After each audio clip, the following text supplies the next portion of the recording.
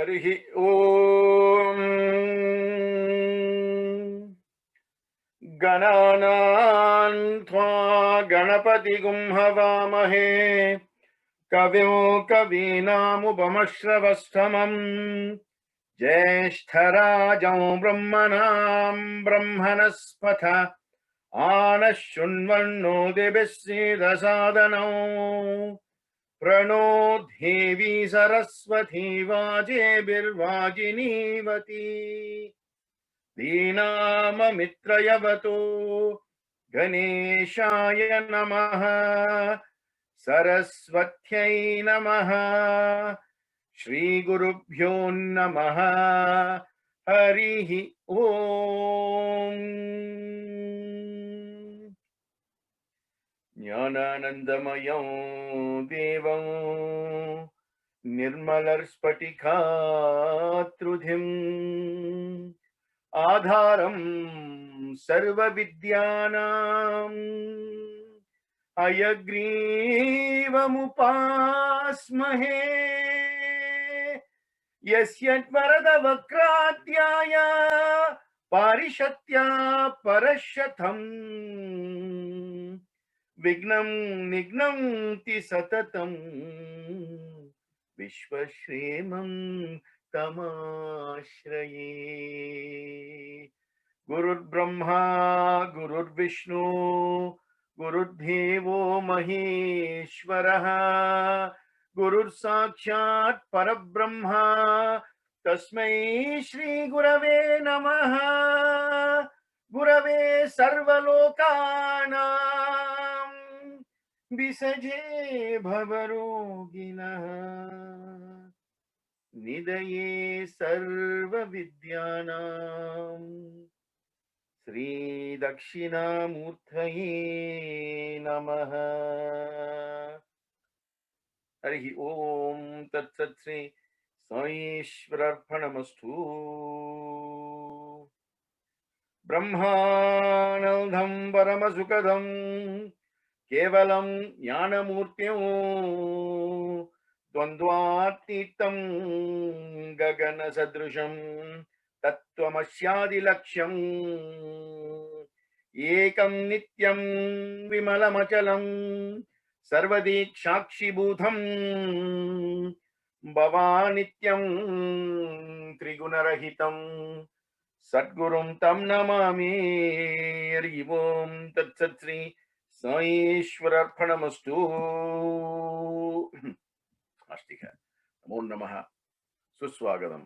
Hello and welcome to the third session of the 3 sessions, which is a preparation to catapult us into 9 weeks of Ramayana. So 2 weeks ago, I started this 3-week session by looking at duty and devotion. Last week, I touched on the concept of dharma. And today, I'm talking about faith, fear, and surrender, i.e. connection to faith, a connection of faith to fear and surrender. Now, why have I chosen duty and devotion, dharma, and faith, fear, surrender? Because all these are fundamental concepts, or these are the doctrines that actually come and play their part in a different cantos or kantas or chapters when we analyze Valmiki Maharishi's Ramayana, right?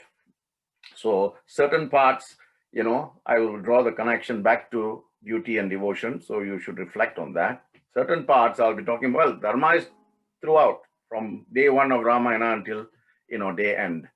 And of course, faith, fear, and surrender, because throughout the story of Ramayana, there will be issues of faith, there will be issues of fear, right? Even the very brave Hanuman, I will tell you when I do Sundarakandam, right? He was afraid. Now, I won't tell you when just yet, but how he overcame the fear, right? That is the connection. Fear is the middle part, the central divider between faith and surrender, right? As long as it is there, you will never transgress from faith to surrender, because fear is central divider, is dividing you. So once you remove that, then faith and surrender can go hand in hand, right? So today we are looking at faith, fear, and surrender. Faith, Shraddha, fear, bhaya, and surrender, tyaga, right? So, what is faith? And what is the connection with fear? What is surrender? Is there a general definition, right? Or is there a spiritual definition to these words? Obviously, when you take the Sanskrit word and give it a spiritual definition, that same interpretation given in a different language may not sit well with the intended definition. So, what is, what can we agree to be a workable definition that sits in a balance between, the Western philosophy from a dictionary perspective and the Eastern philosophy from a spiritual perspective? So is there a link between these two concepts, or rather these three concepts of faith, fear, and surrender? So that's what we're looking at. So as I did with, the other two concepts, let us look at what the English Oxford Dictionary says about faith. The Oxford Dictionary basically says it's a complete trust or confidence in someone or something. So it says a strong belief in the doctrines of a religion based on a spiritual conviction rather than actual proof. This is Oxford Dictionary, based on spiritual conviction rather than actual proof, right? Surrender. So that's the definition of faith given by Oxford Dictionary. Surrender is basically, it may mean different things in different concept, right? But we are looking at it from a spiritual perspective. But a general definition, when you say surrender, means to give up or hand over. I mean, whether it's a person, whether it's a right, whether it's a possession, surrender means giving something that you have control over to someone else, right? Most of the time is typically you give it up on demand or on compulsion. But in spiritual path, in spiritual progress, surrender must come naturally as a direct result of the depth of faith, right? What does the Bible say? If you look, or if you're seeking a biblical definition, if you look at the book of Hebrews, right, and this is often used in church sermons and all of that.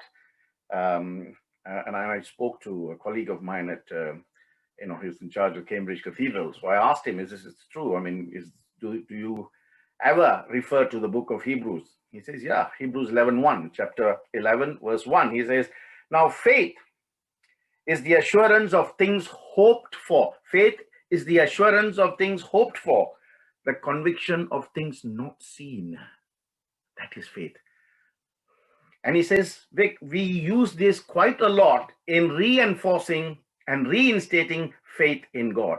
And I was particularly interested. So we had a little conversation about this thing where the book of Hebrews actually says it is the assurance of what you hope for without actually having any proof of what you want to see or what you wish to see, what you hope to see. That's fantastic. I mean, that is what Shraddha means, the basis of faith is that. And, when I did Gita with you, I said to you, when Krishna spoke to Arjuna about faith, but he introduced faith in the context of jnana or knowledge, right? And Krishna said, now remember what I said, right?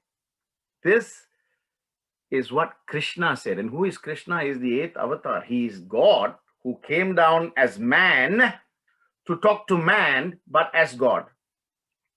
The difference with the 7th avatar, Rama, is Rama was God, but came down as man to behave as a normal man. So what's the essential distinction between the 7th avatar, Rama, and the 8th avatar, Krishna? Well, both are telling you there are different ways in which you can attain godhood. Manusha to Purusha, as I always say, right? Rama was a normal man, no power. He went through the normal, clippings of the human cycle, life cycle, right? Of course, he was born into the Kshatriya family, and of course, he went to Kurukula, he learned, just like the Pandavas.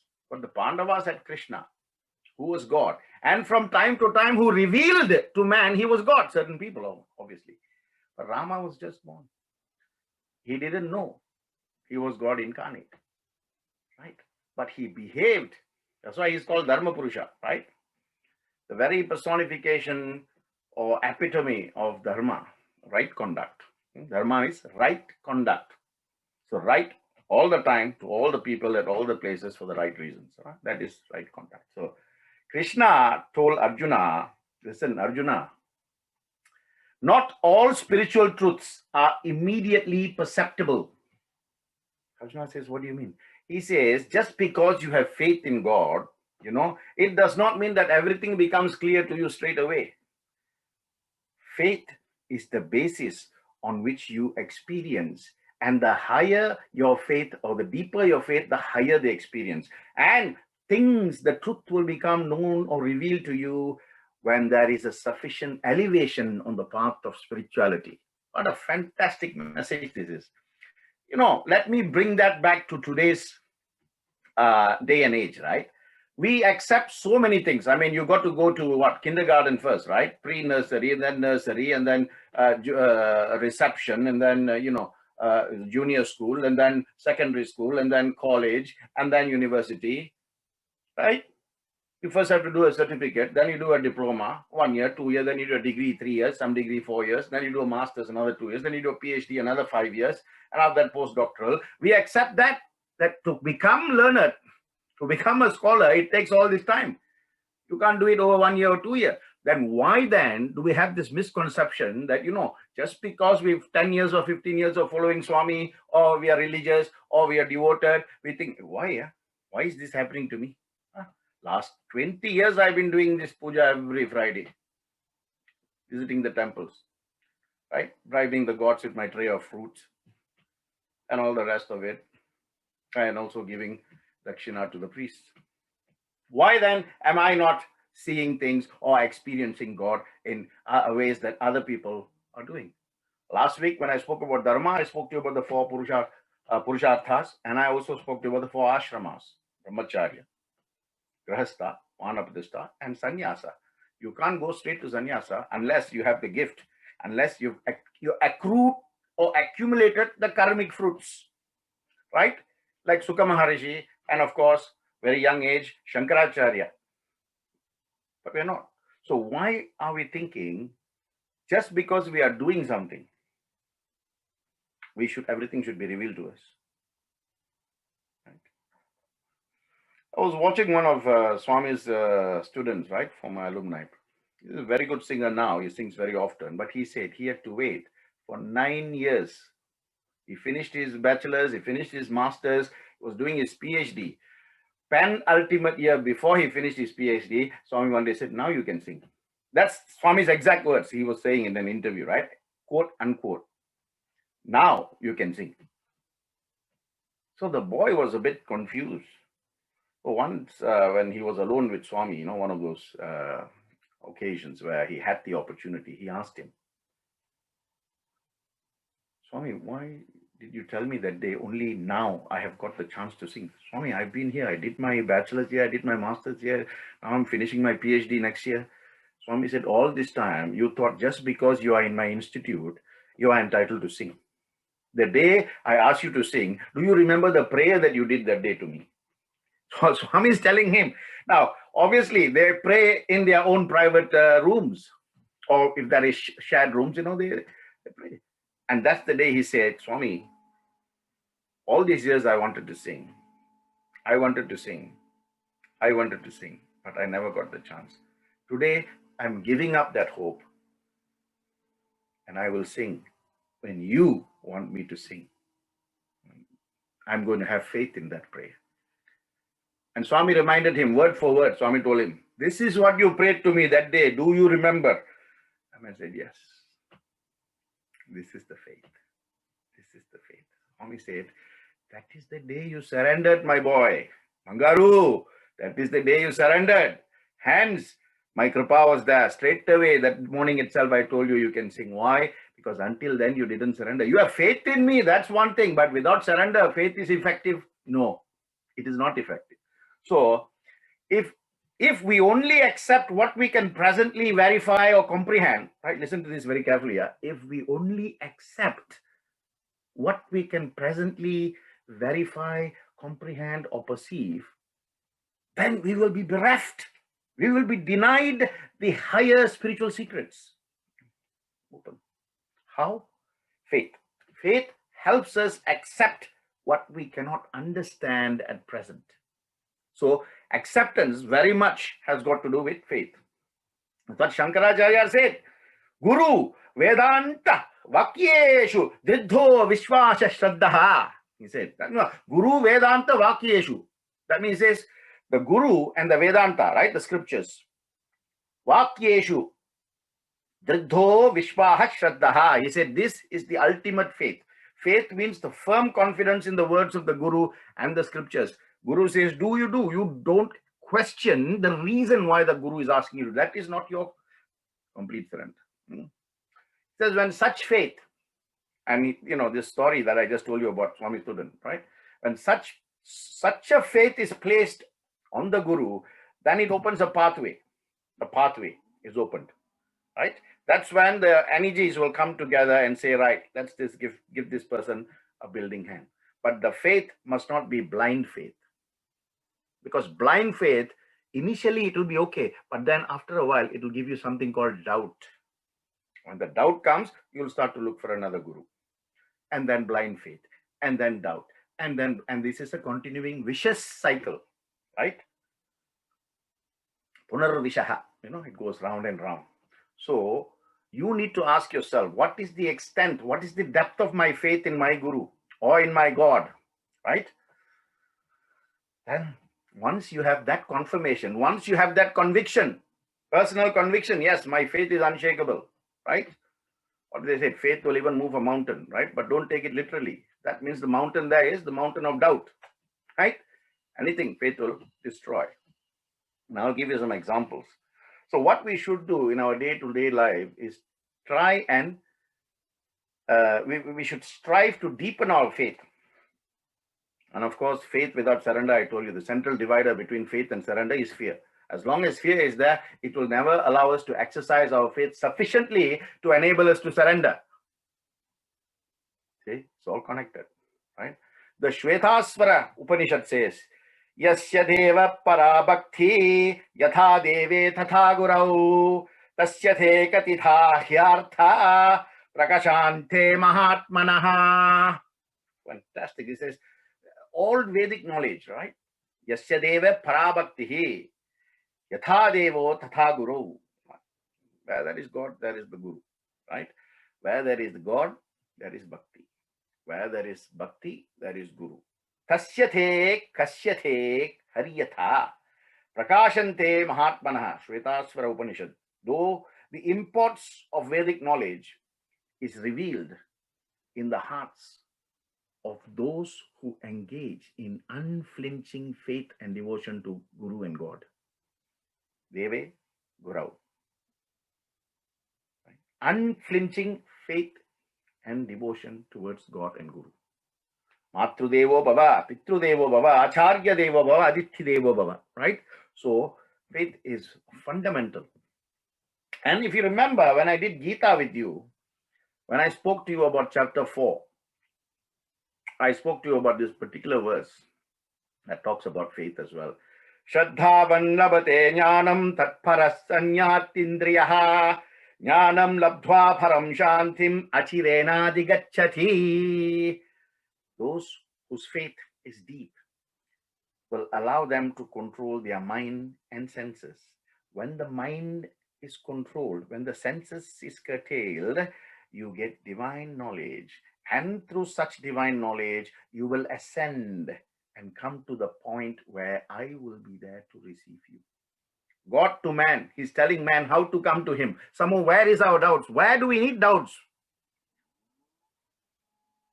Chapter 12, again, this bhakti devotion. Bhakti, chapter on bhakti yoga. Shreyo hinyanam abhyasaj jnanat dhyanam vishishyate dhyanat karma balatyagas tyagachanti ranantaram. He's saying people who just do mechanically practice anything related to spirituality, better than that is knowledge. Better than knowledge is meditation. Better than meditation is you renouncing the fruits of the actions, because this will enhance your faith, will give a booster to your faith, and the faith will catapult you to where you should be. Many people are at this level of mechanical practice. 108 names, no problem. I can chant it. No worries. Right? Bang, bang, bang, bang, bang. Wow. Very good, Lord, brother. The sister is very good. She can tell an entire Sri Suktam without looking at anything. But do you understand every word that you say, and every word that you say in your mind's eye, what is there? If you are reciting Durga Suktam, then Durga should be there. And as you are reciting every word, every part of her body should have been related to those verses. Same thing with Sri Suktam. Everybody chants the Rudram now, right? What should be your mindset when you're chanting this? This is what I mean by mechanical practice, right? Some read, some chant, some listen, some meditate. You can meditate these verses and grow higher and higher. And see, that's the thing. Physical engagement without engaging the mind is futile, right? For example, right, I have experienced this many times, and you will understand what I'm saying, right? When people buy new things like a house, a car, they bought some other properties, and their time is astrologically not good, they will call the pandit to come and do some pujas, right? Abhishekam, puja, that sort of thing, right? Havan. And while the pandit is in their house doing that, people will sit and talk and yap with each other, or they go to the other room where they eat and drink, tea, coffee, all of that. Many times, right, I've stopped my puja or havan, and I've told them that if they don't have Traikarana Suddhi, that means total contemplation on God, when something that is dedicated to God is taking place, like a puja, like a havan, like a abhishekam, then their presence is not needed, right? And those people whom I have gone and done pujas in your houses, whether it's abhishekam or homam or whatever, I will start by telling them a few injunctions that they need to follow. And whoever can follow can sit. Whoever cannot follow should leave. Better you leave now than leave halfway. Right? So this happens a lot. People call, and just because someone else is praying, I don't have to pray because he's actually my agent. So he will pray and ask God for what I need. No. This agency doesn't work with spiritual evolution, spiritual elevation, spiritual progress. You and you and you only have to ask. Right? So how will faith grow if devotion is nothing more than performing empty rituals? Rituals are the basis that should take you higher and higher and higher and higher. So empty rituals, mechanical performance without engaging and directing the mind towards a specific objective or focus will not work, right?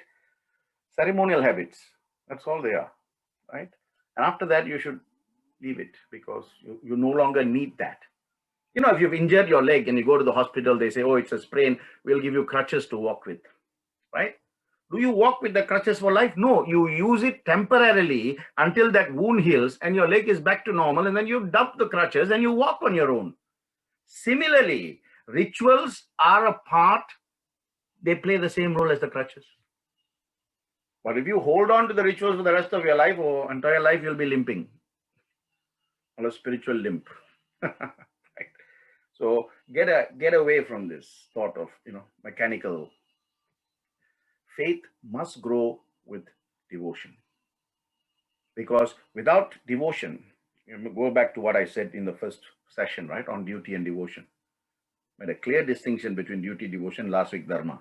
So you should be absolutely clear, crystal in your mind, about how you can use these things in your own life, right?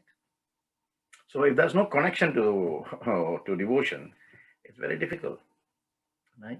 And how do you exercise control? Swami has given you 9 code of conduct, what you should do. Simple codes of conduct. He said, every day be silent for a while. Every day you should pray to God. You should meditate. Once a week you should have a family prayer. Read literature. Do service. Engage in GDS, group devotional singing. Don't talk ill about others. Exercise sealing on desires. How much more easy can the journey be made for you? right? So he's providing us the car, he's providing us the driver, he's giving the fuel, everything. You have to make the journey. You have to make that journey, right? So remove worldliness from the mind and strengthen the intellect so that you may elevate yourself to subsequent higher stages. There is definitely higher stages. Do not think where you are is, you can't go any further than that. So faith is basically taking the next step even when you can't see. Right? If you took the Bible, the book of Corinthians say, for we walk by faith, not by sight. Let me repeat that, right? It's quite profound. Book of Corinthians, chapter 5, verse 7 says, for we walk by faith, not by sight. I mean, how much more powerful can that be? Martin Luther King Jr., what did he say? He said, he's also fantastic, right? These are people who come. They may not be spiritually divine, but they are divinely spiritual, right? Faith is taking the first step even when you don't see the whole staircase. That's what Martin Luther King Jr. said. Faith is taking the first step even when you don't see the whole staircase. Ramana Maharishi, another great, he says, faith is the substance. Faith is the substance of things hoped for, evidence of things not seen. Second none, first I told you, book of Hebrews said that. Ramana Maharishi also said that. Faith is the substance of things hoped for, not of evidence of the things seen. But without faith, it's impossible to please God because that's what he wants. He wants your faith, right? Give me your faith. So how do you develop this faith? Faith alone will save you, right? If you're real faith, you have seen and heard many, many stories, right? Let me tell you one or two anecdotes from the life of Christ and one or two from the life of Buddha and then Swami himself, right? Christ, on his way, he was in the town of Jericho. And as he was leaving, this blind man heard that there is this man, people refer to him as Son of God, and he can heal. So he was, trying to get to the place before Christ actually leaves the town of Jericho. And this blind man is called Bartimaeus, right? So Bartimaeus shouts, who amongst us is known as the Son of God? For I need to see him so that he can make me see him in real. So Christ heard, and then he sort of found his way to the blind man. And the blind man knelt on his feet and said, if you are truly the Son of God, heal me, give me sight, make me see again. Christ only asked him one question. Christ asked him one question.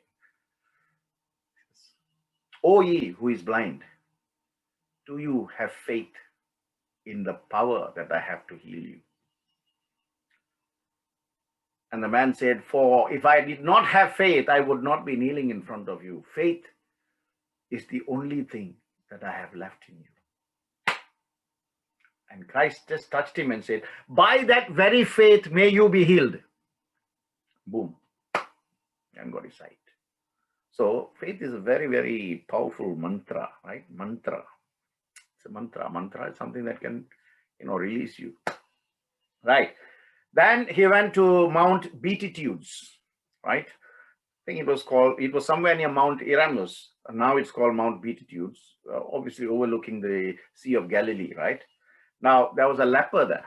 As he finished his mount, this leper came and he said, Son of man, Son of God, Son of David, heal me. Christ asked him the same question. Do you have faith? In your faith that I will heal you? Do you have faith in your faith that I will heal you? And I said, absolutely. If I had no faith, I would not ask you. But I have trust in my faith. By that very faith, may you be healed. Right? And he actually told this man to go to the doctors or to the local physician to have him checked out, right? And that's the power of faith. So what actually is faith? I think we need to attempt something to connect us. Again, this is where connection to fear comes, right? Valmiki Maharishi said, faith is not without any worry or not without any care. Faith is a fear that has said a prayer. Look, how fantastically he has put it. Faith is the fear that has said a prayer. My God. Valmiki Maharishi, the author of Ramayana. Einstein, why go so far? Einstein also has spoken about faith. Einstein said, if reason is the soul's left hand, then faith is her right. If reason, power to reason, right? Basically, he's talking about intellect. If reason is the soul's left hand, then faith must be her right. Buddha said faith is spiritualized imagination. Spiritualized imagination. What faith isn't, now that is what faith is. Now, what faith isn't is simply believing. Simply believing in that God doesn't work. There has to be some foundation, right? So it's not a blind leap in the dark. Blind leap in the dark, Faith has got some basic foundations. In your own lives, right? Have you ever wondered? Or have you just carried on living as Mr. So-and-so or Mrs. So-and-so or Miss So-and-so or whatever case may be? So you play your role either as the worker or as the boss or as the husband or as the brother or as the son or as the father or as a friend or as the nephew or as an uncle. You're just playing that role. Have you ever wondered why you were created? Whenever you pray, how would you place your faith in your prayer?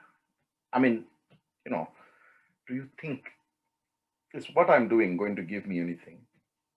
Or do you just, without any thoughts, do it? This is what I meant earlier, very mechanical, Mechanically, you will show, agarbatti first, then the dhupa, deepa, naivedya, like that, right? Mechanical. Gandhi said the best way for you to develop your faith in God is to serve other people. Paropakaram artham idam shariram, he says. Mahatma Gandhi. Paropakaram, paro means others, upakaram means serve. Artham idam shariram, this is the meaning of this life, this body that you have. The best way to find yourselves is to lose yourself in the service of others, because that way your faith becomes enhanced. How better can anyone else say it? And even Krishna said, when you serve others, remember one thing, Mamaivamso jiva loke, jiva bhuta sanatanaha. You don't have to worry. He said, Mamaivamso jiva loke, jiva bhuta sanatanaha. He's saying, the eternal Atma in all beings is a part of my being. So when you serve someone else, you're serving me. So why aren't you serving? And Gandhi said, Paropakaram artham idam shariram. This is the way. Complete faith. You need to have complete faith in your faith. We have faith, but we have no faith in our faith. That's the problem. We have faith, but we have no faith in our faith, and hence we have the problems. If you want to have complete faith, then be like the Pandavas. What was the relationship of the Pandavas with the Krishna? Complete faith. They never questioned. They just did what they was told. Complete faith, because they know this is X talking to us. Just do. Right? Just like I told you last week, Yudhishthira never said any lie. He always spoke the truth. He didn't care about the consequences, because he knows the truth will come and save him. Yatho satyam tato Krishna, yatho Krishna tato jayam. Right? There will be victory when you only engage in truth. Right? Now, compare that to the compare the Pandavas' complete faith to the Kauravas. Anything that Krishna told, Sakuni will doubt, Duryodhana will doubt, Dushasana will doubt, and of course, the 98 brothers, no need to say, they just follow blindly. This is what I mean, faith, blind faith. They will doubt everything. And Sakuni, of course, will, go behind and say, hey, do these, do these, do these, do these. Absence of faith. Why? Absence of faith creates fear. Because they thought, by saying this or doing this, those fellows, the Pandavas, will come in. They will take over the kingdom. You will have nothing. So that fear made them have no faith at all in what Krishna was saying. The only one who had faith was, of course, Vidura. Going back to that. Draupadi and Krishna, what a fantastic relationship that was. Even when she was left, in a state of destitution by the 5 husbands who themselves became slaves to the Kauravas, the only one she let in to her chambers to talk to her was Krishna. Purna Charanagiti. Right? And of course, I told you the story why Krishna said, he came a little late. Because you gave God a postcode and you put him there. You should give God your Hridaya postcode. He's there all the time and he materializes instantaneously in front of you. You give him a postcode like Puttapati, or in Parani, or, in Balaji temple in Tirupati, and they will take some time to come, right? Parashurama, complete faith in the word of his fathers. Even when the 5 brothers of his refused to carry out the father's instruction, he never said anything. Father said, behead your mother. And he did. That's why he's known. He's the X, And then he knows, because he had complete faith in the father, that when you carry out the father's instructions, the father will reward you. That complete faith, he never thought twice. He straight away beheaded the mother and the brothers for not following what the father said. Right? I'm cutting the story short. And then the father said, your faith in my words is tremendous. His father was Rishi Jamadagni, right? He said, ask for a boon. And Parashurama said, reinstate all their lives and make them remember not this incident as though they are waking up from a sleep. Tatastu, done. You see what faith can do, right? And you carry it out. Adi Shankara, when I did Bhajagovindam, I said to you, his, Paramashishya, the main devotee, the main disciple, Sanatana, just because Adi Shankara called him from the other side of the river, he just did not think there was a river between him and his guru. He just ran across, and Shankara rewarded that faith by ensuring that every feet of Sanatana that touches the water, there was a Padma, there was a lotus. And he just rushed across, stepping on the. And from that day, he became known as Padmapada. Pada means feet. Padma means lotus. Feet that was protected by the lotus. Why? Faith was rewarded. After all, why do you have to think twice? Did he not say, Paritranaya sadhuna vinashaya chatuskritham dharma samsthapanarthaya sambhavami yuge yuge? He's already said that. He said, I will incarnate. All you need to do is have faith. Don't worry if righteousness is being overthrown, overwhelmed by unrighteousness. So long as your faith in me does not diminish, I will incarnate. A fantastic 4th incarnation was taken by Lord Vishnu in the lineage of the Dashavataram, right? What happened in the 4th one? First was Matsya, then Kurma, then Varaha, then Narasimha, 4th avatar. What happened then? Narasimha, of course, you know the story of Hiranyakashipu. He had a son called Prahlada. This comes in the Srimad Bhagavatam as Prahlada Charitram, right? Prahlada's faith, right? Because he was born in the ashrama of Gautama Rishi, right? And all through, Gautama Rishi was an ardent devotee of Narayana. So he grew up in the mother's womb listening to Narayana Suktam, Narayana Parayanam. Everything was Narayana. So his faith, the day he was born, he said, Om Namo Narayanaya Namaha. Whereas the Kulaguru of Hiranyakashipu is Shukracharya Rishi. He was teaching Om Hiranyakashipuye Namaha. Prahlada said, no, Namo Narayanaya Namaha. So his faith was tested. He was thrown, under the elephants that were running amok. He was thrown in a den of snakes. He was given poison. He was thrown off the cliff. Each time he was saved. Finally, in the court, Hiranyakashipu asked him, you talk so much of your Narayana. Where is he now? Show me. I want to see who is mightier, me or him. Is he here? Is he there? Is he in this pillar? Yes, he is everywhere. Sarvabhutasya stitaha. And he whacked the pillar. And what came out? Narasimha came out. You see, what is important here is not the fact that Prahalada had faith. The faith was rewarded amply by God coming in a way to trample over Hiranyakashipu. Now, Hiranyakashipu did, thousands of years of tapas to Brahma, and got a fantastic boon that he could not be killed by any god or goddess or a combination of god and goddesses. He cannot be killed by any animal. He cannot be killed by a male or a female. He cannot be killed in day or night. He cannot be killed inside or outside. He cannot be killed on the ground or above the ground. I mean, he had so many conditions, and Brahma said, Tathastu. So he became invincible. But look at the avatar that Lord Vishnu took as Narasimha, the fourth avatar. He was neither man nor animal. He was both. Where did Hiranyakashipu die? One of the things he said, what? He could not be killed by any weapons or hands. Narasimha had nails. Where did he put him? Not inside, not outside, just at the entrance. Not inside, not outside, entrance. That is why when you go to the temple, there is always a big, like a big step, and you have to cross over it. That marks outside and inside, right? Now, was he on the ground? No. Was he on the air? No. He was on Narasimha's lap. Was it day? No. Was it night? No. It was twilight. So if you think you can be so smart, your creator,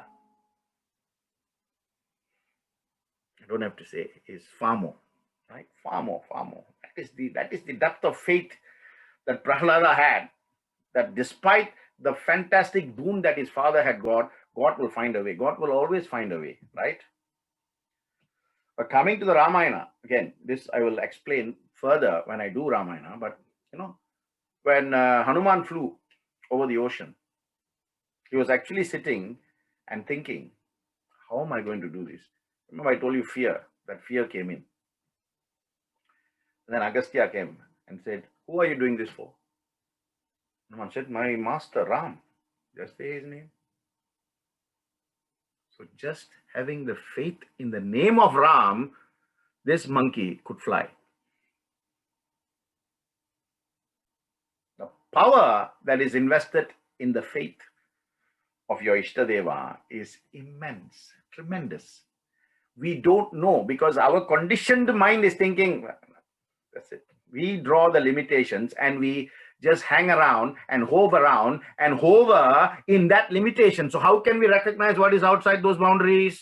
Think about this, right? Rama and Lakshmana, at a very young age, they were sent out because Vishwamitra went and asked, I want these two boys to come. And Dasharatha said, no, I give you my entire army. Leave my young sons alone. I want only Rama. Right? But of course, Lakshmana went with him. Right? Now, at the bank of the Sarayu river, Vishwamitra taught them a mantra because they had complete faith that, Vishwamitra will look after them. That faith he rewarded.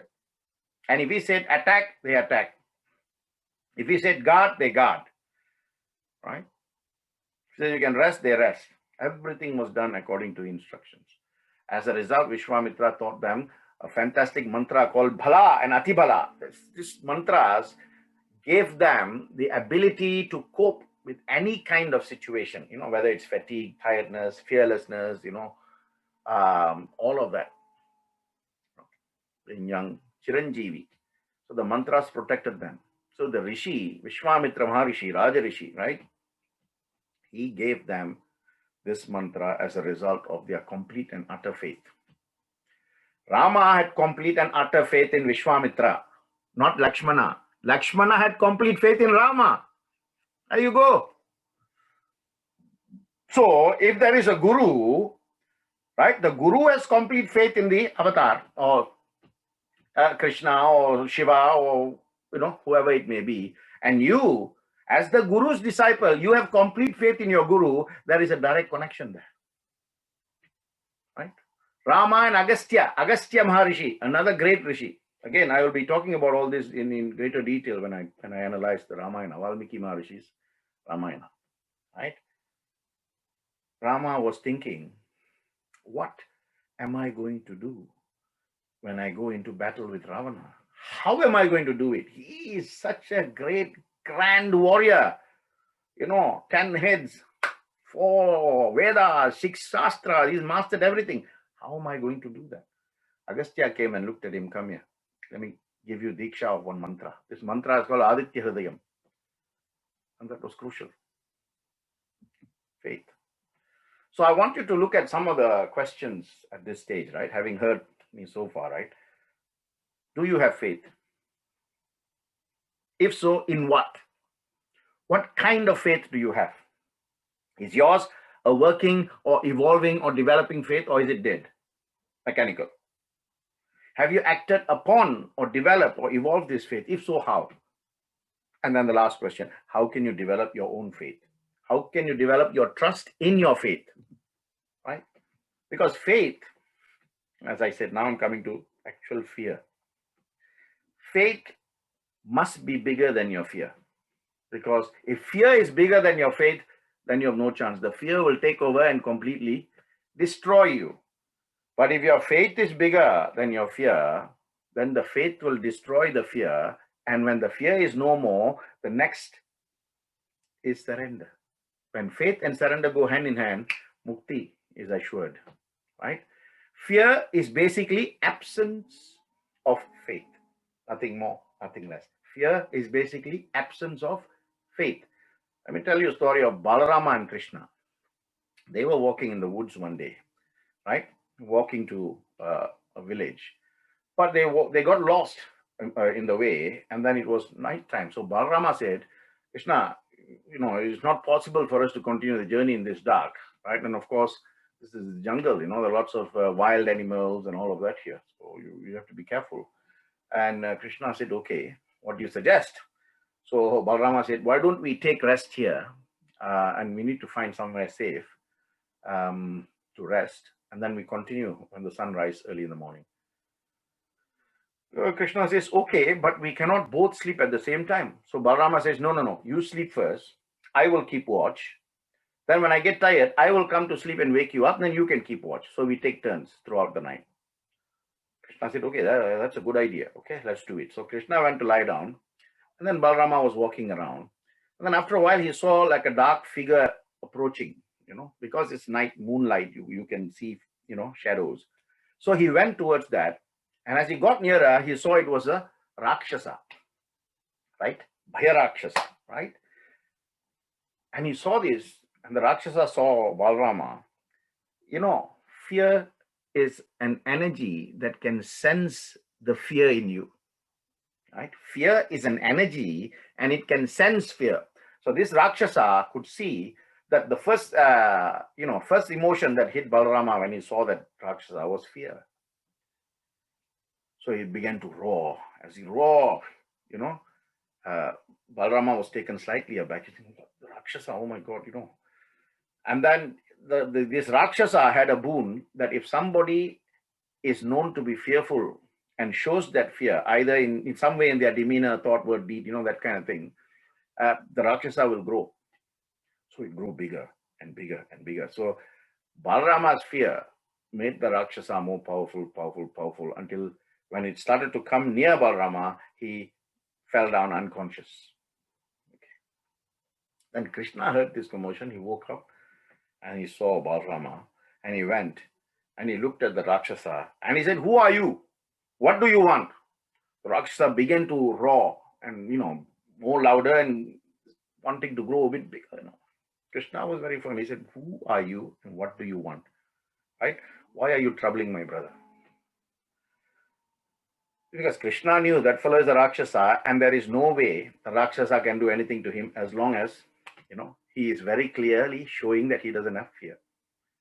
So the more Krishna questioned the Rakshasa, the smaller the Rakshasa grew in size, because faith was now overtaking fear. So he became so small that Krishna took him, that little fellow, and tied him in his dhoti and went to sleep.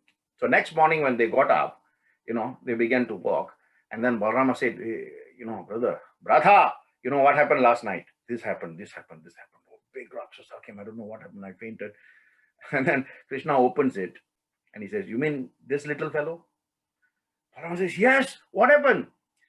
I said, "Forget about what happened to this fellow, right? I want to tell you that the moment you lose faith and you give credence or credibility to fear, that fear will become your greatest enemy and will demolish you. Demolish you, right? It will demonize you. So let your faith be bigger than your fear, right? So that is faith. Faith completely removes fear and paves the way to surrender. So faith and surrender, that's it. Mukti. Surrender your faith. Faith must lead to surrender, and then with surrender, you surrender your faith. Faith is not believing God can, my dear brothers and sisters. Faith is not believing God can. Faith is knowing He will. There's a difference. Believing God can and knowing He will. Knowing He will is the faith. Right? That's why when you know that He will, you can do complete Purna Sharanagati. It's not just prostrating yourself, What is fear? Fear, when in fear, what do? Swami's bhajan is there. Why fear when I am here? So we sing the bhajan, but do we have faith in the words of the bhajan? Right? And this is one of the things, when you hear bhajans, you must reflect on the words. Purna Sharanagati. It's not just prostrating yourself in front of an image of God when you visit a temple or you perform the rituals at home, right? In that surrender, you are completely lost. Completely lost. You have not forgotten your identity, your duality, your desires. When you prostrate, then the prostration is of no use. When you fall in prostration, there is nothing left of you to be claimed as yours. Purna Sharanagati. Then it will bear fruits. Right? That is true surrender. Right? You must surrender to want to become part of Him. Let me merge. Let me be a little flicker of a light that merges into the flame of divinity, that Paramatma. Right? So what are you surrendering to? Right? So when you have faith, you are not surrendering to desire. You are surrendering desire itself, number one. You are not giving yourself temporarily to God in that moment of surrender. You are giving yourself to God completely for always, right? You are putting yourself at His feet as a flower that has been offered, and the flower is completely at the behest of the Lord. Therefore, it must know that it cannot be forsaken, and the Lord will not forsake it. So your surrender must go with the knowledge and acceptance and awareness that once He's taken over, I don't have to worry about anything. Become the offering, not the offerer. Become the offering, not the offerer. Then sacrifice means something, right? You don't have to chant mantras. In silence, offer yourself, because God's language is silence. God speaks in the language of silence. So when you are silently meditating on God, whether you're talking about His picture in your mind, whether you are talking to Him, whether you're talking to an energy, whether you're talking to the sun ray, the power of that communication is there. Communication is a ritual. Silent communication is a powerful ritual. So there you go. I've given you the powerful ritual. This is why you have faith. The faith, like Krishna says, what does He say? He says, let your thoughts flow past you. Calmly keep yourself near at my feet and ask me to be with you. This is Krishna. Ask me to be with you every moment, because I am you more than you yourself are. Do we remember that? Of course. Most Sai devotees will know this bhajan and they sing it many times, right? So the next time you hear this bhajan or you sing this bhajan, please reflect on the depth of your faith. Otherwise, don't sing this bhajan anymore. Every moment of my life, please be with me. Every single act of mine, be thou my guide. Sai, Satya Sai. Listen, when I slip, when I fall, lend me your hand. When I stray far away, bring me back again. Sai, Satya Sai. From the darkness into light, lead me, Sai. From unreal to the real, Sai, Satya Sai. We sing, and that's all we do, right? So from now, when you hear this bhajan, I want you to think about your faith. Do you really ask him, when I slip, when I fall, lend me your hand, when I stray far away, bring me back again? Well, ask next time you sing this bhajan. Enhance your faith, because unless you ask, you are not going to get. That is the basis of faith. Next time. True surrender. If you continue to do things on your own accord, remember I said you don't think you are the doer. Think you are just part of the plot. They're playing a role. So surrender the fruits of that role, that fruits of that action. Surrender. Then you will get somewhere. So this is something that happened in Gajendra Moksham. I think I may have said this story to you. Remember the elephant? Karma. The elephant was born as king, Indrayumna, in one life. But because he was, he didn't show due respect to a rishi, he was cursed to become an elephant. And it was said that when truly he surrenders to the power of God, that's when he will regain, his moksha. So anyway, this elephant particularly was a Narayana, whereas Indrayumna, he was Narayana's devotee. So when he was born as an elephant, that karmic benefit that he had always in serving Narayana came with him. So every day he used to go to the river and pick a lotus and offer it at the shrine of Vishnu before he continues his daily, elephant duties or whatever you want to call it, right? So this one particular occasion, he went to the river. As he was plucking this lotus, a crocodile got hold of his leg. And he was trying to free himself.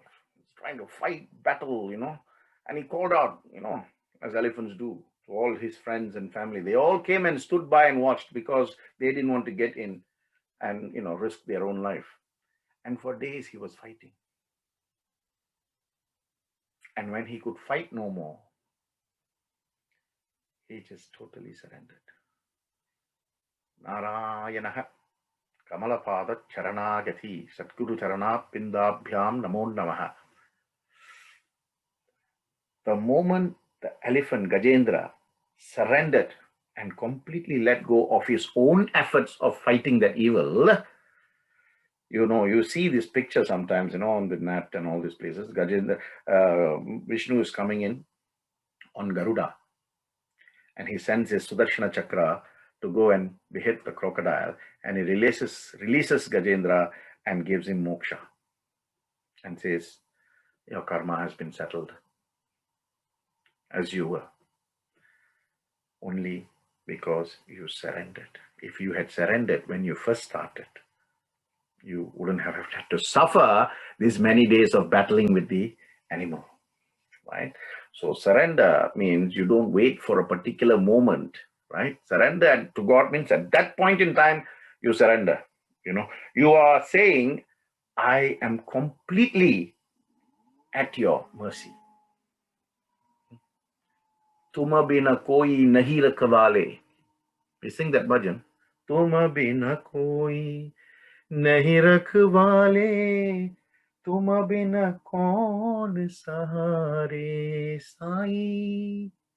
तुम बिन कौन सहारे बाबा आओ साई प्यारे आओ प्यारे नयन हमारे. Now, whenever you sing or hear these bhajans, right, it's very easy to connect and work on your faith. Faith is like a block of ice which you can chisel to become a beautiful creation that you offer back to God. Now, you must have gone to all these big functions and you would have seen, right? They make all these beautiful creations with ice. Faith is like that ice, it can be chiseled. And every time you hear a bhajan, it is your opportunity to chisel your faith. Every time you hear a mantra, it is an opportunity for you to chisel your faith. Willingly give yourself to become an instrument in his hands. Dedicate your life to his cause. He said, my life is my message, and he lived it. What are we doing? We are still saying Swami's life was Swami's message. What about your life? Mine is on the way, right? I'm making, in the making. True surrender. True surrender is a direct reflection of true faith. With true surrender comes true freedom. True faith, true surrender, true freedom. That is acknowledging there is no authority outside of you but your own wisdom and intelligence that will get you from one stage of consciousness to another stage of consciousness, from Manusha to Purusha. Faith, Shraddha, absence of bhaya, with the injection of devotion and with the act of surrender. Right? This is called Ishvara Pranidhana. Ishvara Pranidhana, in the line of, the Navavida Bhakti. I may have spoken about this as well. I think I have, right? You have Navavida Bhakti. Swami has said in this Kali Yuga, the easiest path to moksha is Bhakti Yoga. In Bhakti Yoga, the easiest path is Namasmarana Bhakti. Namasmarana is the third in the line of Navavida Bhakti. Nava means, Vida means ways, Bhakti means path. The 9 paths of Bhakti: Shravanam, Kirtanam, Smaranam, Vishnu Smaranam, Padasevanam, Archanam, Vandanam, Dashyam, Sakyam, Atmanivedanam. Atmanivedanam is the offering of the Atma. This is what Ishvara Pranidhana is. Ishvara, God. Pranidhana means my prana, I give as dana. Then you think your creator will not come and save you? Did he not save Prahlada? Did he not save Bhumi Devi as Varaha Murti, the second avatar? Did he not save the world from destruction of knowledge as Matsya avatar? Did he not put Bali to shame by becoming a Vamana, the smallest but the most powerful Vamana avatar? So Ishvara Pranidhana will help to cure the afflictions of the mind that cause pain and suffering. Afflictions of the mind that cause pain and suffering. Pain and suffering. Again, going back to Bhajagovindam, going back to karma. You see, they are all not distinct or exclusive. They are all kindred. They are all kindred, absolutely kindred, right? So, Swami has said in Satya Sai Speaks, he spoke about Purandara Dasa, a great devotee of Lord Krishna. Purandara Dasa's birth, he asked for a birth to say, there were some times in my previous life where I forgot you. Now I want a life where I never forget you 24/7, 365. And hence Purandara Dasa birth. So where are we, right? Today, everybody is having some kind of doubts, isn't it? They're harassed by these doubts and the absence of faith, the growth of fear. And of course, with the absence of faith and the growth of fear, where can there be surrender? No chance. No chance at all, right? Swami says this is very normal. What Swami has said that, happiness and sorrow is like a gear and a clutch. Gear and a clutch. In life, the clutch is forward and backward, right? Forward and backward. Happiness and sorrow is like that. But your faith, it must be like the 4 tires, always in alignment with God. How beautifully right. With clutch and gear, happiness and sorrow, always back and forth. But what connects them is your faith. Your faith must be properly balanced. Wheel balancing we do, right? Tire alignment. Your faith must be like the 4 tires, aligned. Aligned with what? Aligned with God. Total alignment. Then you will be fine. This is what Krishna told Arjuna in Kurukshetra. He said, you don't have faith, you have fear. And your fear has been given more doubts because you see everybody who's on the opposite side as your kith and your kin. Focus on your duty. Discharge your dharma. See, all coming together. Be devoted to me. So duty, devotion, dharma. Have faith in your devotion. Kick fear out. Surrender yourself to me. And this is where he told Arjuna in Kurukshetra. He said, Sukha dukhe same kritva labha labhau jayayu jayayu. The one who's equanimous, equanimous in happiness and sorrow. Samadrishti, equal-mindedness, right?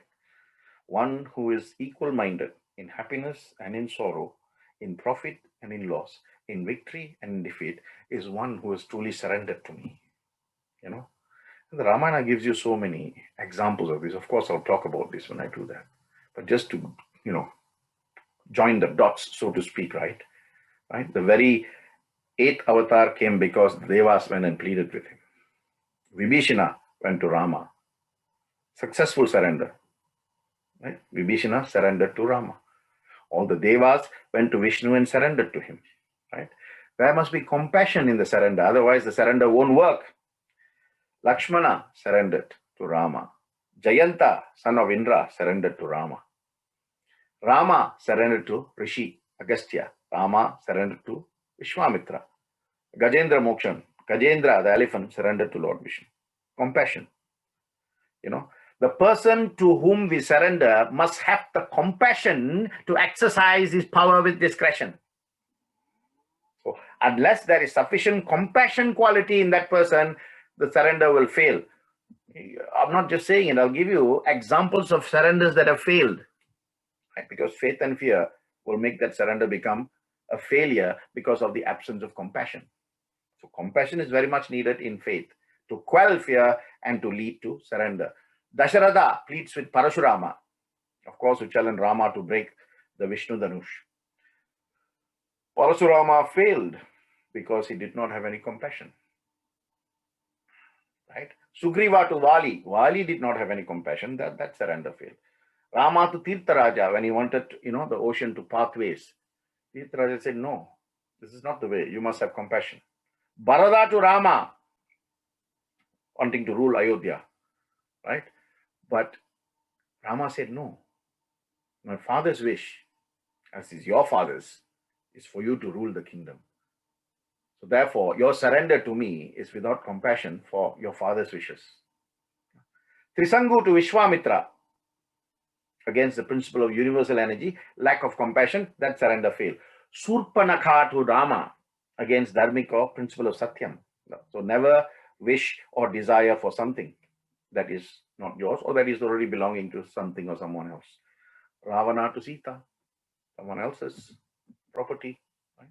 What does Swami say? Swami says, if you surrender your ego to me, I will crown you with knowledge. Surrender ego, get knowledge as your crown.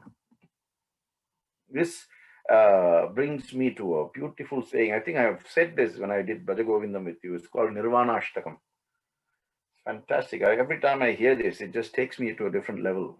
You vibrate at a different level. Na punyam, na papam, na saukyam, na dukkham, na mantro, na tirtam, na veda, na yajna, aham bhojanam naiva, bhojyam na bhokta, chithananda rupam, shivoham, shivoham. Na punyam, na papam, na saukyam, na dukkham. I am neither virtue, wise, I am neither pleasure or pain. Na mantro, na tirtham, na veda, na yajna. Wow. He says, I am not mantras, I am not pilgrimages, tirtha, I am not the Vedas, nor am I a sacrifice, yajna. Aham bhojanam naiva, I am neither the enjoyed, nor the enjoyer, nor the enjoyment itself. Bhojam na bhoktaha, chithananda rupam, shivoham, shivoham. I am auspicious, Shiva, the energy that is universal. Shivoham, shivoham. Fantastic. All this is telling us we have the capacity, we have the innate capability to raise our own consciousness from that of a human Manusha to that of divine Purusha. And Swami, in his first bhajan, he's already said how to do it. Manasa bhajare Guru Charanam Dusthara Bhava Sagara Taranam Manasa bhajare Guru charanam. Dustara bhava sagara taranam. Surrender your mind at my lotus feet. Guru charanam. Dustara bhava sagara taranam. Then I will take you across. I will be the raft. You sit, I will take you. Then where is there the need for you to have fear?